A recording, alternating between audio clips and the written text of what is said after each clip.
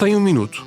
Então aproveito para desafiar o cérebro. A secção de jogos do público foi renovada e está cheia de desafios que puxam pela lógica e pelo vocabulário. Experimente o novo jogo Sopa de Letras com sabor à atualidade. Um passatempo em que as palavras vêm diretamente das notícias do dia. Faça uma pausa inteligente em público.pt/jogos. Na Terra dos Cactos, podcast sobre temas africanos do Jornal Público. Elísio Macamo e eu, António Rodrigues, discutimos quinzenalmente às quartas-feiras os assuntos de África. Porque, se como dizia o poeta moçambicano Eduardo White, os países africanos são hoje os grandes cacos e os pequenos cacos dos sonhos que eles partiram ontem, então todos devemos refletir a melhor forma de os colar.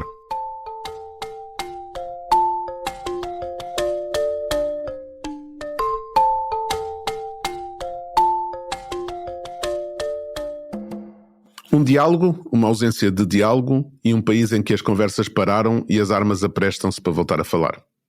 Bem-vindos a mais um episódio do podcast Na Terra dos Cacos, o podcast do Jornal Público sobre temas africanos.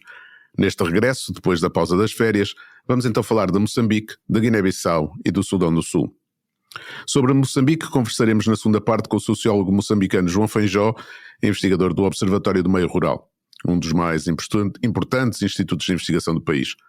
Feijó vai falar do diálogo intrapartidário promovido pelo presidente Daniel Chapo como forma de reformar o sistema eleitoral moçambicano em resposta à violência pós-eleitoral do ano passado, que redundou na morte de mais de 300 pessoas.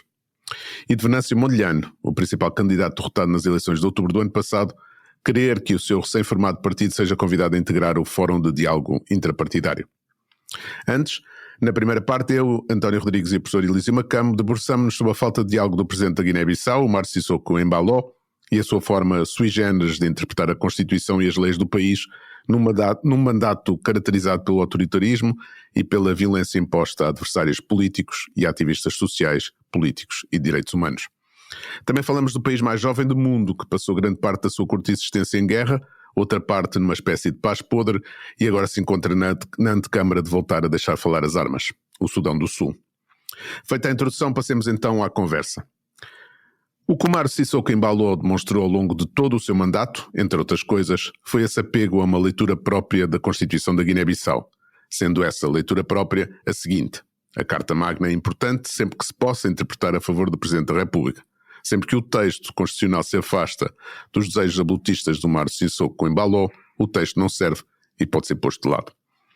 Depois da interpretação de que o seu mandato não terminava a 27 de fevereiro, 5 anos depois da sua tomada de posse, mas a 4 de setembro, por ser a data que o Supremo Tribunal decidiu sobre o recurso do candidato vencido das presidenciais, Domingos Simões Pereira, uma interpretação que nesse caso o daria como um usurpador, pois entre 27 de fevereiro de 2020 e 4 de setembro de 2020, Embaló usurpou poderes presidenciais, e todas as decisões que tomou deveriam ser consideradas nulas, nomeadamente a demissão do governo de Aristides Gomes, que tinha maioria no Parlamento.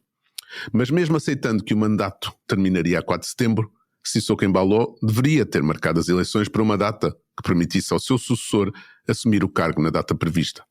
No entanto, o Presidente não quis, decidiu que as eleições só aconteceriam em novembro e, com isso, garantiu para si um mandato de 6 anos, pois até que se esgotem os prazos para os recursos na Justiça Eleitoral, só lá para fevereiro de 2026 é que o seu sucessor poderá tomar posse. E Embaló tudo tem feito para garantir que venha a ser ele o sucessor, instrumentalizando o Supremo, que é também o Tribunal Constitucional, e a Comissão Nacional de Eleições. Professor, puxando por esse seu lado otimista, perguntar-lhe, tem sido difícil aos partidos políticos opositores a Embaló e à sociedade civil resistirem ao embate sem tréguas do presidente guineense contra as vozes dissidentes. Esta resistência terá capacidade para mobilizar o eleitorado nas eleições de novembro e derrotar Omar Sissoko Embaló? Bom, isso é de difícil previsão, não é? O meu otimismo está baseado naquilo que eu observo, na resiliência, não é? E no forte compromisso que esta gente tem com certos valores republicanos. Agora, é preciso reconhecer que não é fácil construir o Estado numa situação como a da Guiné, e nós estamos perante um processo de construção do Estado. E por causa disso mesmo há muita vulnerabilidade institucional e, sobretudo, há muita vulnerabilidade em relação àquilo que pode ser bom para o país. Esses países estão sempre praticamente à mercê dos homens fortes, né? Mas isso não é por ser Guiné-Bissau, isso tem muito a ver com o momento que o país atravessa. É preciso não esquecer que nós estamos a ver isso em sítios muito mais robustos, em países muito mais robustos do ponto de vista político do que a Guiné. O que está acontecendo nos Estados Unidos, por exemplo, o que está a acontecer na Rússia de Putin, por exemplo, nós vemos lá aquilo que pessoas determinadas a forçarem a sua perspectiva e os seus pontos de vista podem fazer. Agora, António, aqui é uma questão que eu acho que nós não estamos a discutir muito e que deveria merecer maior atenção. E tem a ver com o apoio que estes países precisam de ter. Eu não estou a falar em termos de lições de democracia, ajuda alimentar, ajuda para o desenvolvimento, mas a existência de um quadro normativo, de um quadro ético suficientemente robusto, que possa servir de guia para qualquer posicionamento em relação ao que se passa lá naquele país. Agora, diga-me, quem é que neste momento tem a autoridade e legitimidade para chamar a atenção ao Embalo? Praticamente ninguém. A forma como a União Europeia se tornou submissa à destruição da democracia nos Estados Unidos retira toda a legitimidade à União Europeia de andar aí a dar lições de democracia a qualquer outro país. A CPLP ainda não se pronunciou e este indivíduo assumiu o cargo como presidente da CPLP este ano ainda. Não há nenhum pronunciamento por parte desse organismo em relação ao que ele está a fazer na Guiné. E depois o presidente português, a gente não deve esquecer isso, há alguns anos, deu um grande galardão ao presidente guineense. Eu acho que este era o momento de ele usar a autoridade moral que Portugal tem como uma democracia funcional para se pronunciar sobre o que está a acontecer, sobretudo em relação ao indivíduo que expulsou jornalistas portugueses e por aí fora. Então, neste momento, o que está a faltar ao povo da Guiné não é a coragem, não é o compromisso com esses valores, é justamente um quadro moral internacional no qual eles poderiam apoiar para fazer frente a este que, a todos os títulos, nós devemos considerar como sendo um monstro. Né? Aliás, o músico e compositor guineense Remna Schwartz, filho de uma das maiores referências da música guineense, José Carlos Schwartz, afirmou na segunda-feira à Lusa que Portugal tem estado muito silencioso em relação a tudo o que se passa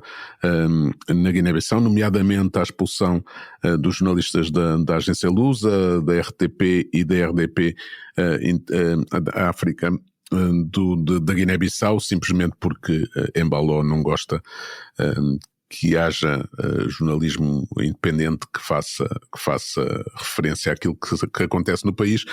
Esse silêncio português é um silêncio que se torna ensurdecedor perante tudo o que se está a passar por lá. Também tendo em conta esses elogios que foram dados, quer pelo presidente Marcelo Rebelo de Sousa, quer por então primeiro-ministro António Costa, que o receberam com honras de Estado e que lhe concederam medalhas. Quer dizer, este silêncio não se torna mais que ensurdecedor, confrangedor? Sim, eu acho que devia ser confrangedor para a classe política portuguesa, né? E normalmente é este tipo de situação que abre espaço para o aproveitamento político por gente que não tem nenhum compromisso, por exemplo, com os valores democráticos. Portanto, os partidos da extrema-direita ou da extrema-esquerda, não é? Porque eles hão de ver nesta vacilação, neste vacilo, digamos assim, realmente a hipocrisia que eles acham estar por detrás de valores democráticos. Portanto, Portugal, eu sei que é sempre difícil para Portugal se pronunciar, porque há sempre aquele receio de parecer paternalista, e por aí fora. Mas não há dúvidas de que aqui Portugal está a perder uma oportunidade soberana para fazer uma coisa útil para a sua própria imagem e para dar alento aos guineenses que lutam por um país melhor. Quer dizer, sabe, se nós recuássemos ao tempo em que ele recebeu essas medalhas, já naquela altura, esse ato foi completamente desprezível, né? Porque não era segredo para ninguém o tipo de coisa que ele andava aí a fazer. Então, já nessa altura, não havia justificação para as autoridades portuguesas fazerem aquilo que fizeram. E com isso aí, as autoridades portuguesas deslegitimaram-se, né? Então é muito confrangedor, acho. Professor, chegou a altura de mudarmos da bitola e entrar já no segundo tema. O vice-presidente do Sudão do Sul, Riek Machar, que foi colocado em prisão domiciliar em março, foi agora acusado pela Justiça do Sudão do Sul de traição, homicídio, conspiração, terrorismo, destruição de propriedade pública e de bens militares, tendo o presidente Salva Kiir posto um ponto final no governo de unidade, e o partido Machar apelou à mobilização dos seus apoiantes para ajudar na luta à mudança de regime. Os dois homens que lideraram a luta pela independência do Sudão do Sul, conseguindo que o mesmo se transformasse no país mais jovem do mundo a 9 de julho de 2011, transformaram-se, fim da luta de libertação nacional, em inimigos figadais que envolveram as suas forças militares numa guerra civil que em 5 anos matou mais de 400 mil pessoas e provocou uma crise humanitária com 4 milhões de deslocados num país com uma população de 11 milhões. O Acordo de Paz de 2018 trouxe alguma estabilidade e uma coabitação tensa entre dois homens ambiciosos provenientes de duas tribos rivais. Salva Kiir é Dinka, o maior grupo étnico do Sudão do Sul, enquanto Riek Machar é Nuer, o segundo maior grupo étnico do país. O Acordo de Paz nunca chegou realmente a pacificar o país e a guerra manteve-se como disputa entre clãs rivais. Mas agora parece que a mesma se voltará a generalizar a todo o país. Professor, só faltava mais um conflito a grande escala na África subsaariana. O que é que este novo conflito poderá trazer à região e se isso poderá também trazer instabilidade também à zona mais austral do continente, logicamente também chegando a Moçambique? Bom, a violência armada contra o Estado, infelizmente, tornou-se nos últimos anos uma forma de ser, uma forma política de ser no continente africano, né? E, portanto, a gente tem sempre que recear o pior nestas circunstâncias. Mas eu acho que é uma questão muito importante e que talvez seja oportuno a gente começar a pensar seriamente nela, sobretudo porque durante muito tempo, e talvez com alguma legitimidade, nós sempre pensamos a política em África numa perspectiva muito bem dirigida, não é? Que é da incapacidade da classe política africana de fazer aquilo que devia fazer. E nós descuramos nisso o fato de que a independência não é apenas a liberdade, não é apenas a autodeterminação, é o desafio de construir um Estado. Portanto, é o desafio de adopção de uma nova linguagem, de uma nova narrativa, e de uma nova forma de organização das relações dentro de uma sociedade. E isso não é coisa que se faça num dia nem num ano. O fato de nós termos esses problemas à largura do continente mostra que de facto é difícil. E aqui eu sei que este é um argumento que já é cansativo, mas eu acho que a gente nunca deve perder de vista o fato de que a Europa precisou de muito tempo para ter a estabilidade que tem hoje, e a gente ignora isso aí.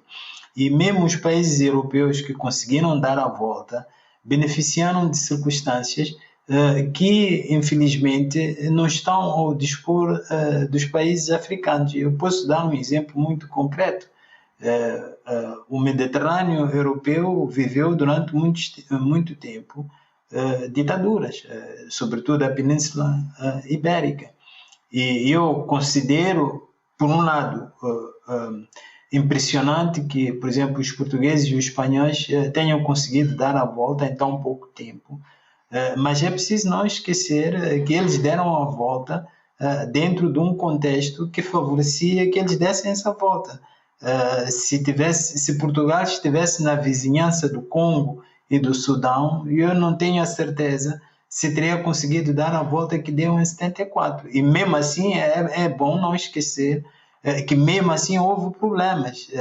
Não foi por nada que o Otelo Saraiva de Carvalho foi preso, né?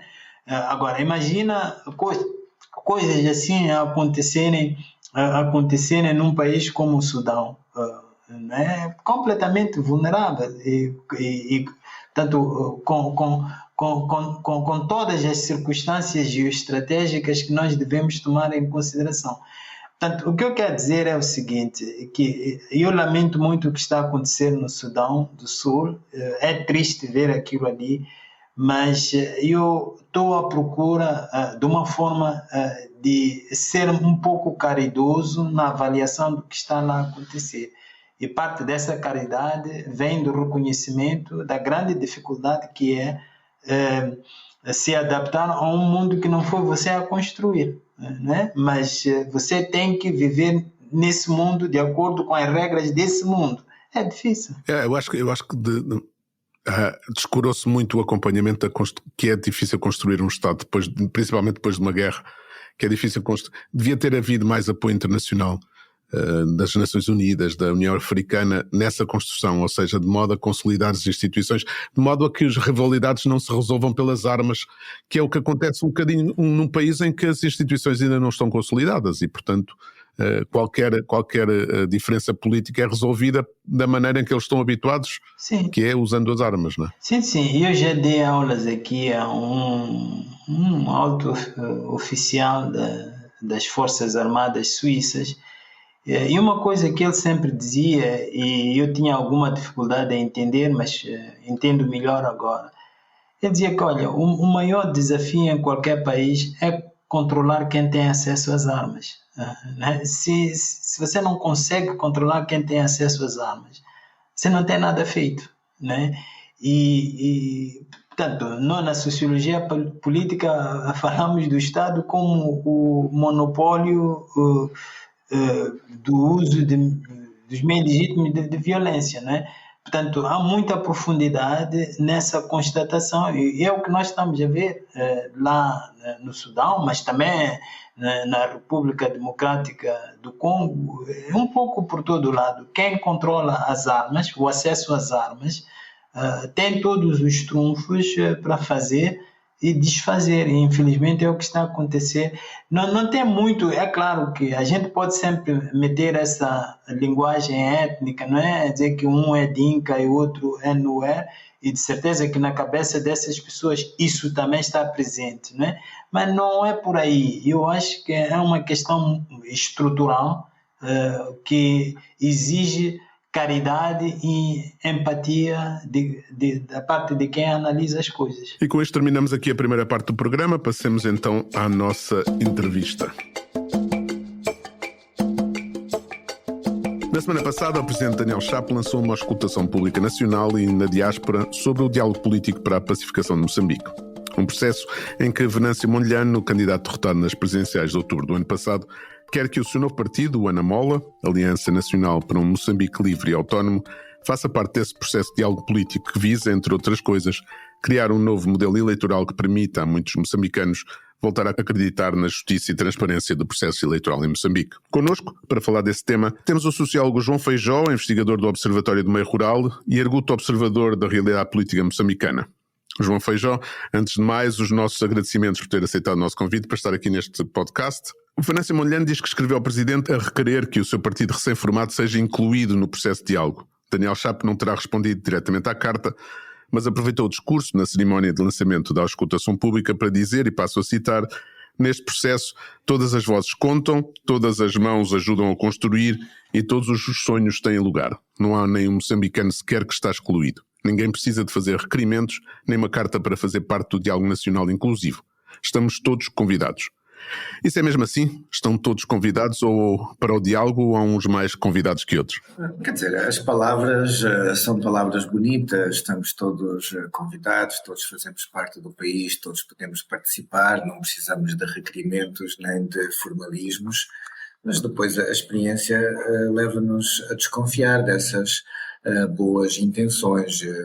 A verdade é que para já não foi cordial o Venâncio Mondlane não ter recebido uma resposta formal. Portanto, se realmente houvesse transparência, inclusão e boa vontade, o Venâncio Mondlane teria recebido essa resposta e não receberia depois uma resposta indireta através de recados, assim, num espaço público. Eu acho que, a mim quer-me parecer que isto aqui é mais uma encenação de uma tentativa de diálogo, mas desta vez melhor preparada, já não é simplesmente uma negociação entre dois partidos políticos, deixando à margem toda a outra sociedade, portanto, não só os restantes partidos políticos, mas também as populações, aquilo que se chama de sociedade civil. Desta vez é mais abrangente a outros partidos políticos e a outras organizações, mas ainda devidamente encenada, devidamente criando-se um conjunto de balizas para filtrar aqueles atores que não se pretende colocar porque são incómodos a um projeto que se quer politicamente controlado. Mas deveria ter Daniel Chapo feito o gesto de convidar o Ana Mola e para integrar o diálogo assim que foi formado, tendo em conta o papel que Mondlane desempenhou nas manifestações pós-eleitorais do ano passado e o resultado que obteve nas eleições? Ali é utilizado o argumento jurídico, de acordo com o qual são os partidos com representação parlamentar ou que tiveram, portanto, deputados eleitos nas assembleias municipais, aqueles que têm legitimidade de participar e como a Ana Mola só foi constituído agora recentemente, estaria juridicamente excluído. Portanto, é utilizado os argumentos jurídicos para criar aqui alguns mecanismos para excluir determinados atores e não outros. A verdade é que Venâncio Mondlane sempre enfrentou estes obstáculos jurídicos, desde o SETAI e da CNE que o excluíram das eleições através do CAD, depois ele entrou em colisão com o Podemos e enfrentou depois, portanto, o desafio de ter que começar um partido do zero num cenário pós-eleitoral. Mas a verdade é que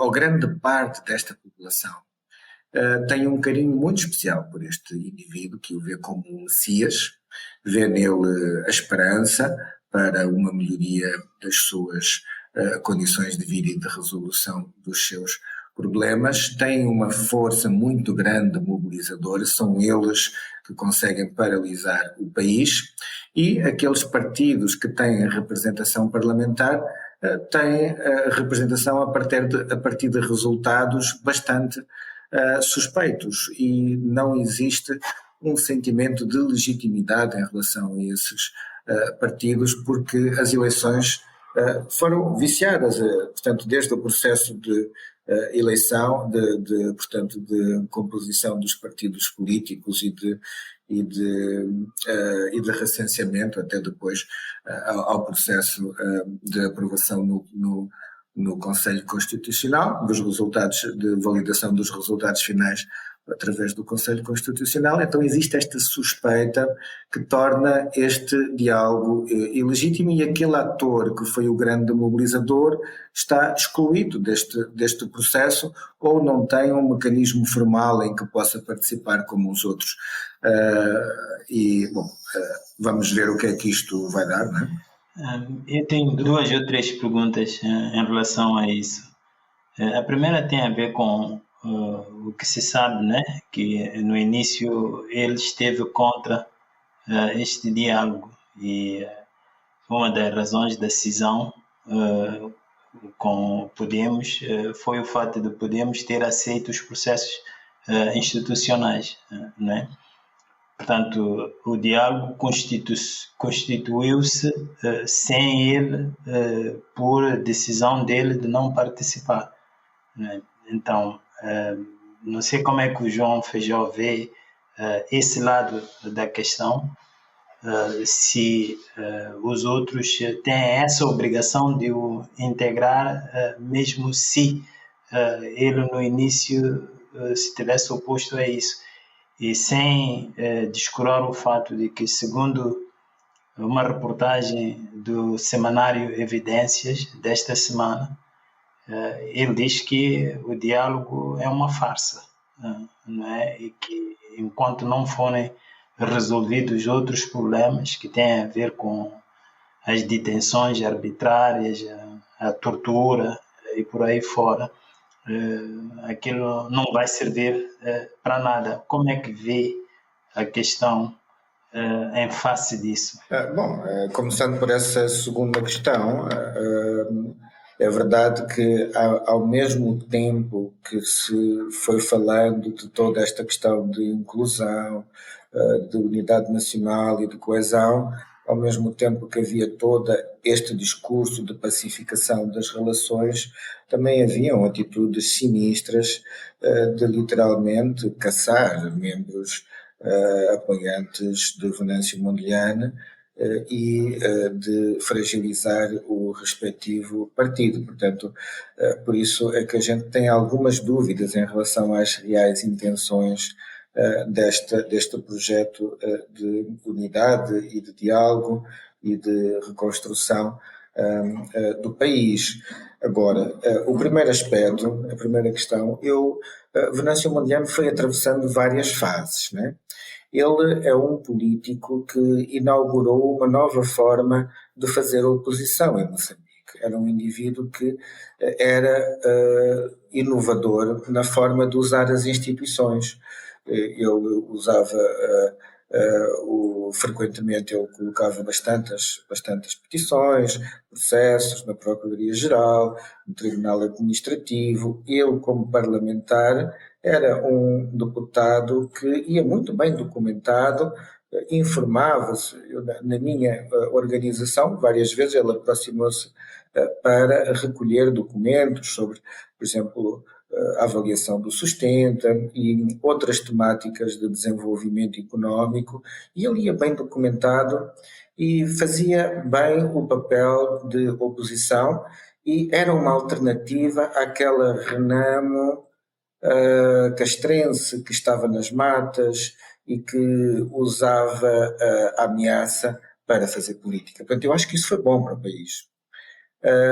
Agora, houve um momento em que ele percebeu que não seria nunca através de eleições que ele iria chegar ao poder, sobretudo a partir das eleições municipais de 2023, em que ele apresenta as contagens e ele venceu, e de facto há inúmeras evidências nesse sentido, inclusivamente o Tribunal de Cabo Fundo mandou cancelar as eleições e depois aquilo foi anulada essa decisão.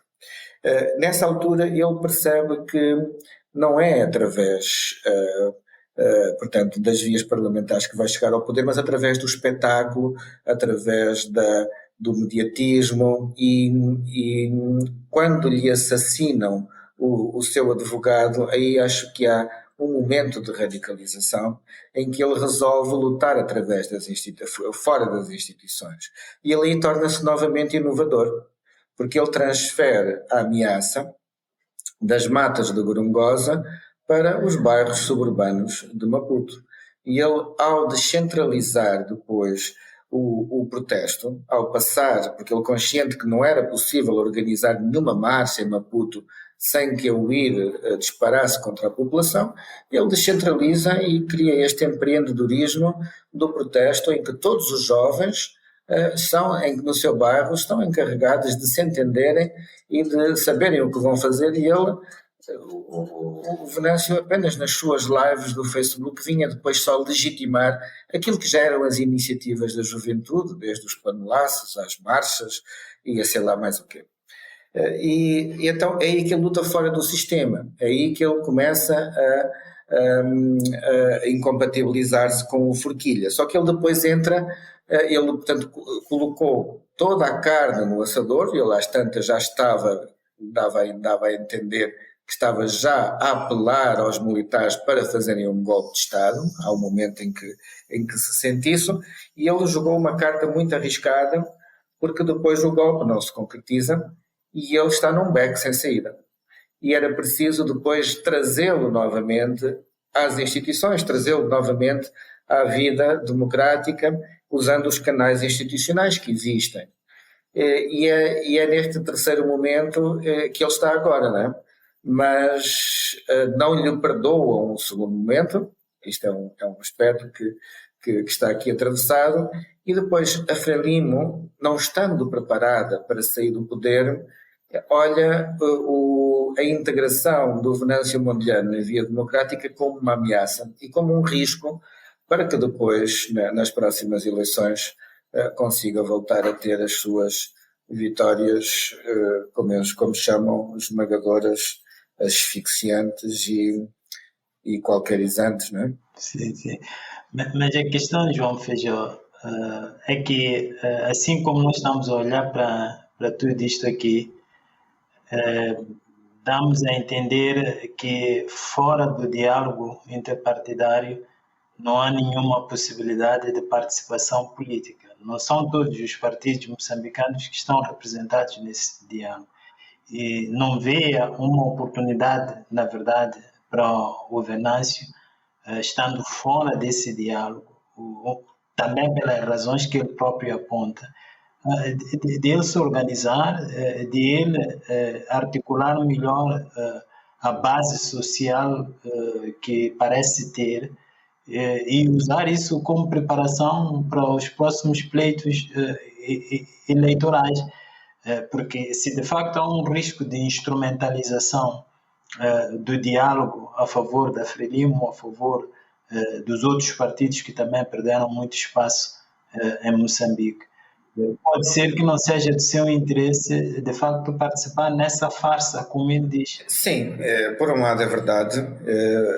De facto, esta farsa, como ele chama, tem o problema de estar ferida de legitimidade, porque os partidos políticos que tomaram posse a partir de resultados que as pessoas desconfiam desses resultados. Então, ele, ao reconhecer o sistema, estará, portanto, a fazer uma cedência. Ele teria outra hipótese de lutar fora do sistema, de se reorganizar. Agora, há aqui duas questões. Primeira, faz parte, penso eu, do espetáculo político dele, jogar com esta questão de pária político, mostrar que é uma vítima e jogar com esta coisa de quem é humilhado será exaltado. Portanto, ele já provou que navega muito bem nesta onda e consegue transformar estas dificuldades que não o destroem em algo mais forte, não é? Por um lado. O outro aspecto é que ele, de facto, o grande desafio, e o país precisa de uma oposição organizada e construtiva, e o grande desafio dele agora é organizar o partido político dele. A questão que se coloca é se a Frelimo vai deixar que o partido dele se organize. Porque o lema, a Frelimo já não é socialista, mas continua profundamente leninista, no sentido de que a vitória prepara-se, a vitória organiza-se. E não havendo capacidade de se organizar a si própria ou pelo menos de organizar o país, vamos dizer assim, ou desenvolver o país e resolver problemas estruturais do país, que não se resolvem em 5 anos, nem tão pouco, a estratégia será de desorganizar o adversário. Então, prender os seus membros estratégicos, criar processos na PGR contra eles, jogar com aquela questão se lhes vamos dar um indulto ou se lhes vamos dar uma amnistia, é permitir criar depois planos B e C para evitar confrontar depois o Venâncio Mondlane numas próximas eleições. Eu desconfio, tenho muitas dúvidas que a Frelimo vá arriscar voltar a confrontar Venâncio Mondlane numas próximas eleições, sobretudo se a governação nos próximos 5 anos não tiver resolvido ou mostrado evidências de que há uma mudança na atitude governativa. O Presidente Daniel Chapo falou numa conspiração internacional de extrema-direita que também estaria a atacar em Moçambique. Na verdade, Venâncio Mondlane, ao aproximar-se do Chega em Portugal e ao falar sobre Trump e tudo mais, na verdade está a dar a entender que faz parte também desse manual, e algumas das coisas que ele foi usando nestes meses pós-eleitorais são algumas das coisas que vêm desse manual que esta extrema-direita, esta internacional da extrema-direita tem usado para tomar o poder, ou pelo menos para pôr em causa as sociedades democráticas. Eu acho que foi uma atitude infeliz do Venâncio Mondlane ter se aproximado do Chega. É um partido que tem feito pronunciamentos muito retrógrados, muito conservadores, e não percebo qual foi a vantagem política de Venâncio Mondlane de se aproximar de um partido como esse. Mas também é preciso ver que ele também que ele procurou e reuniu com outros partidos, portanto, da esquerda alemã. Mas, no entanto, eu acho que esse debate da extrema-direita, eu acho que pode ser um debate útil e interessante na Europa, mas aqui em Moçambique não sei se ajuda a explicar muito bem o que acontece aqui. Primeiro porque nós não temos aqui famílias políticas muito bem organizadas. Os partidos políticos não se apercebe qual é o posicionamento deles em termos ideológicos, se vão da extrema-esquerda à extrema-direita. Não estão devidamente amadurecidos. A Frelimo foi marxista-leninista, mas hoje não se consegue perceber o que é aquilo. E depois o debate político é muito patrimonialista, é muito a discutir de quem é a vez de comer. Portanto, se é do norte, se é do centro, se é do sul, são os jovens, se são os velhos, se são católicos ou muçulmanos, se é a Frelimo ou se é a vez da oposição. Portanto, questões de o que é que vamos fazer, portanto, as questões centrais do país, portanto, o que é que vamos fazer com os recursos naturais, como é que se vamos promover descentralização ou descentralização, quais são os setores estratégicos a apoiar, como é que vamos enfrentar os grandes problemas de desenvolvimento, não se percebe que hajam pressupostos e discussões ideológicas que fundamentem essas decisões. Portanto, os argumentos políticos são mais de apresentação de shopping list, vamos dar emprego, vamos dar energia, vamos dar água, e sem explicarem quais são os fundamentos ideológicos e políticos que vão estar por trás de reformas que conduzam depois a esse bem-estar. Agora, Venâncio Mondlane, sim, ele revê-se em alguns populistas de extrema-direita, quer-me parecer que mais pelo estilo de fazer política, sensacionalista, do que propriamente no princípio ideológico, porque ele não é um indivíduo militarista, nunca o ouvi, não é um indivíduo, portanto, xenófobo, nunca o ouvi nesses comentários, ou com discursos contra as mulheres, portanto, eu não o vejo. Tenho dificuldade em perceber qual é a família política do Venâncio Mondlane, como de praticamente todos os partidos políticos em Moçambique. Mas a verdade é que ele vem do púlpito evangélico, como muitos outros também, por exemplo no Brasil, onde os evangélicos ajudaram o Bolsonaro a chegar ao poder. Lá está, não é mais do estilo de fazer política, da forma populista, apresenta-se como um messias à população, ele sabe que é assim que vai conseguir conquistar as massas, ele é um orador nato, acho que desenvolveu essas competências lá na sua igreja, mas portanto, era o que eu queria dizer, ele é mais, de facto, tem esse estilo bolsonarista, ou trumpista, ou populista, vamos chamar assim, no estilo de fazer política, porque ele sabe como é que vai conquistar. Portanto, alguém, não sei se estou aqui a fazer uma inconfidência, mas alguém que o ajudou a organizar o respectivo manifesto, às tantas queria sentar-se com ele para que ele amadurecesse o manifesto e portanto, tivesse um discurso mais coerente, mas ele tinha um estilo mais informal, de querer ir para as ruas, provocar assim grandes happenings e grandes escândalos e jogar depois no sensacionalismo. Portanto, ele quer quebrar com o establishment, como ele diz, de viver, de facto, ter um estilo fora do sistema e, através deste sensacionalismo, conquistar as ruas. Ele é um grande mobilizador de ruas e tem consciência que, para vencer as eleições, tem que conquistar aquilo que no tempo colonial se chamava de caniço, e hoje que se chama de Juventude Chivochongo, que estão aí na rua do Desenrasca, porque a economia política é a mesma, a estrutura social, o nível de desigualdades não difere muito do tempo colonial. Aliás, esta revolta que houve durante a operação toda do V8, de alguma forma foi uma reedição pós-colonial daquela revolta dos cantineiros.